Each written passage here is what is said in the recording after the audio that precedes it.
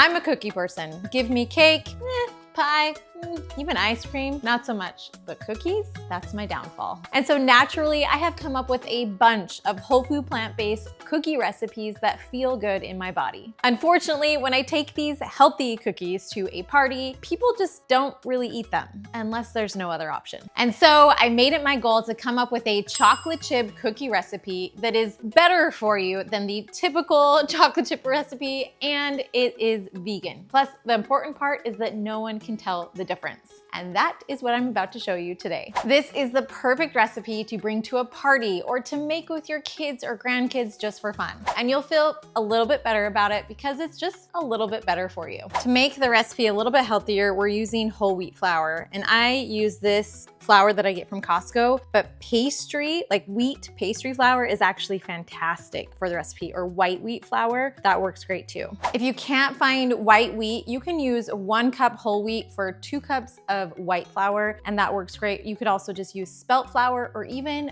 oat flour. Those are all great options. Hey kids, who wants to help me make cookies? Now, my friend Christy is a pastry chef, and she's taught me a couple of tricks of the trade. And so I'm gonna share that with you. First of all, when you do your cups of flour, you don't wanna pack it down. You want it to be loosely packed. So we're gonna do 3 cups of loosely packed flour. Next, we'll add 1.5 teaspoons of baking soda. It's a little bit more than your typical cookies because we're not using eggs. Now, my friend Christy said you also want to use high quality salt. This is not high quality salt. This is what I've got. But if you have, nicer salt, you can use it here. So it's going to be 3/4 of a teaspoon of salt. I'm just gonna start to mix that up here real quick. I have a little helper who wants to help, so we need to wash our hands. Cold water. First, we gotta wash our hands. The secret to super soft cookies is to use more brown sugar than white sugar. So we're gonna do 1 cup of brown sugar and 1/2 cup of regular white sugar. Regular white sugar. You wanna do the brown sugar and you wanna do the white sugar? Yes. So good. It smells so good. Ooh. There you go, good job. Awesome, perfect. All right, let's mix up the sugar. Okay, now we're gonna mix up the sugar with the flour and the baking soda. I like it fluff. Oh, that's soft. Another thing that my friend taught me is to use a full chocolate bar and then to just cut it up, because that way you get little morsels of chocolate with every single bite. Okay, so we got our chocolate bar and we're just going to chop it up. We want a cup of chocolate chips, and so this is actually— These are not chocolate chips. We want a cup of chocolate, and this is not quite a full cup. So Dark chocolate. see all these little bits that will get added, which is better than just adding chocolate chips. But we're gonna add chocolate chips too, because we still have about 3/4 of a cup left. Now we're gonna finish filling that up with more chocolate, so it ends up being a full cup. Semi-sweet with the dark chocolate. And then we mix it?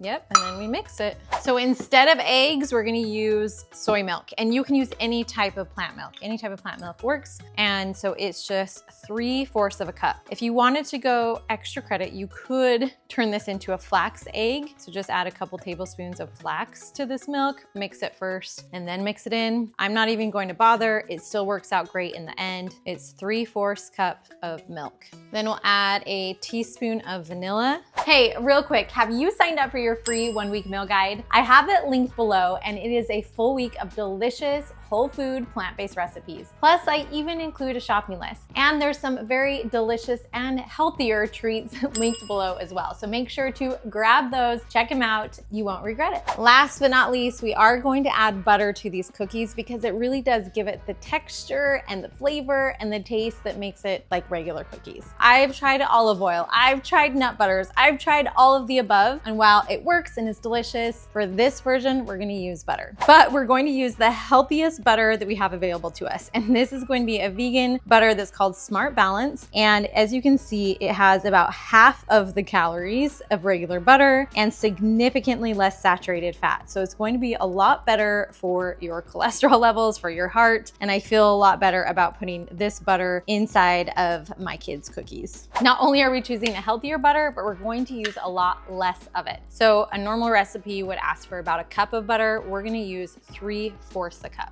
And I've let this butter sit on my counter, so it's not melted and it's not like super firm. It's nice and soft so that I can mix this just with my hands. Otherwise, if it's a little bit more firm, if it's been in the fridge, you may want to use a mixer or just melt it in the microwave for about 10 seconds first. This really is the secret.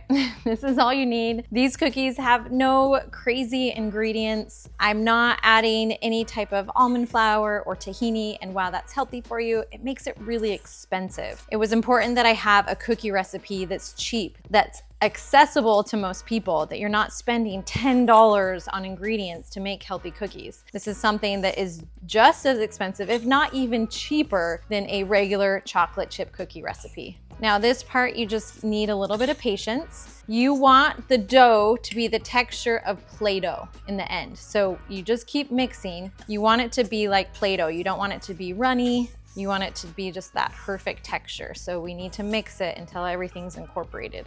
If you have a mixer, this part goes a lot faster. And if you don't have a mixer, don't be afraid to use your hands to make it go a little bit faster. When you have that Play-Doh consistency, you know you've reached it. You know it's perfect, it's mixed well. My next secret for making the perfect vegan chocolate chip cookies is to put the dough in the fridge. Let it sit in the fridge for at least a half an hour if you can. Overnight is even better, even up to a week. In fact, if you could just store this dough in the fridge so it's ready to go whenever you want it, it makes for the most delicious cookies. All the flavors get to meld together. It really is worth it. Trust me, just try it. But if you need to make the cookies right now, you totally can. We can just plop these right on a pan and they'll still turn out great. Just not that next level great.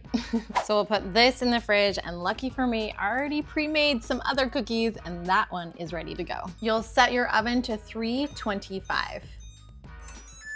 Okay, now I like to use a little ice cream scooper, and you can just put it on the pan, but I have found that when you do that, because it's made out of whole wheat flour, I'm gonna show you actually the end result. This is what they end up looking like. They're not as smooth. So if I smooth it out, then it will smooth out the final product too and make a little bit smoother cookies. We're gonna go ahead and do that. If you're using just regular white flour, you don't have to worry about this step. And you could also save some of those chunks for on top, or some of the chocolate chips. I forgot to mention earlier, if you don't have time to put this in the fridge for half an hour, you can put them in the freezer for about 10 minutes instead. And then I like to save just a couple of chocolate chips to add here at the very end, just to make sure every little cookie looks delicious. When I'm just making these with my kids, I don't worry about it, but if I'm bringing them to a party, then I'll add this extra step. Smash them down just a little bit, and then we're ready to put them in the oven. Now, something really cool about these cookies is you can actually freeze them. So if you have leftover cookies, you don't want to make them all at once. You just put them in a little baggie and make sure they're already in the balls, and then freeze them. Then all you need to do is just take them out of the freezer, put them on a pan, and you'll cook them for just a couple minutes longer than you would if they were not frozen. So it's not much more. It's nice to have some cookies on hand. If you only want to make one, you know? Or even pop them in your air fryer too. Okay, the oven is preheated, so let's start baking. All right, these go in the oven for about 11 to 12 minutes. Okay, it's been about 12 minutes and the cookies are done. We'll pull them out and then we'll make the next batch. So these cookies make anywhere between about 34 to 40 cookies. It's a big batch.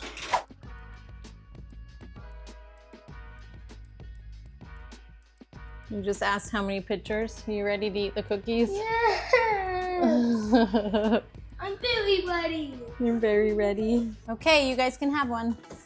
Oh, wow! They're really gooey, but very tasty.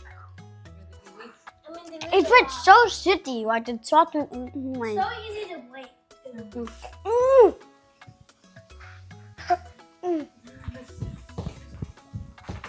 These are pretty gooey because they're still really warm, but the longer they sit, the more firm they get.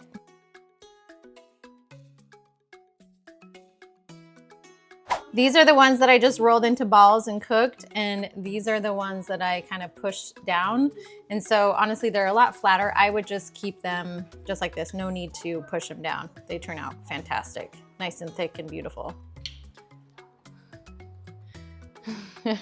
Eliza loves cookies. She made one. She made a cookie before. As always, the recipe for these delicious cookies are linked below, along with more information about our membership if you need more help and support. And if you loved this cookie recipe, I know you'll absolutely love my other sweet, even healthier treats as well. So make sure to check out those videos too. Hey, excuse me. No, stop it.